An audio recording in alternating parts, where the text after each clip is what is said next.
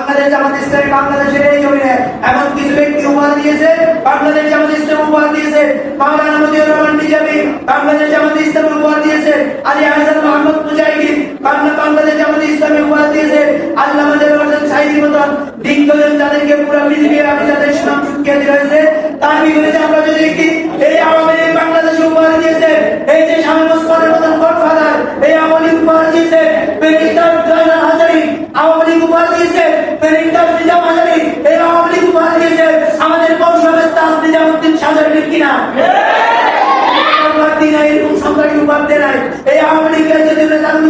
আজকে 15 বছর জিম্মি করে রেখেছে। বাংলাদেশ জামাত ইসলামী ভালো মানুষ উপহার দিয়েছে, এই ভালো মানুষ দিয়ে যদি দেশকে শাসন করা হয়, এই ভালো মানুষ যদি রাষ্ট্রীয় ক্ষমতায় থাকে, আমরা মসজিদে দাঁড়িয়ে দৃঢ়তার সাথে আল্লাহকে সাক্ষী রেখে বলতেছি আমাদের লোকজন 1 টাকা দুর্নীতি করে নাই। আমাদের মন্ত্রী ছিল, আমাদের এমপি ছিল, আমাদের চেয়ারম্যান ছিল, উপজেলা চেয়ারম্যান ছিল, মেম্বার ছিল, ইউনিয়ন পরিষদের চেয়ারম্যান ছিল, বাংলাদেশের বহু জায়গায় কোনো এক জায়গায় এই কথা কেউ বলতে পারে নাই যে আমাদের কোন চেয়ারম্যান দুর্নীতি করেছে। আমাদের চেয়ারম্যানের বাসার মধ্যে কারেন্ট টিন পাওয়া গেছে, আমাদের বাসার মধ্যে ওই যে রিলিফের চাল পাওয়া গেছে। আপনার এই যে বন্যা হয়েছে আমার উপজেলা আমাদের এখানে আছে, এই যে আমার সাথে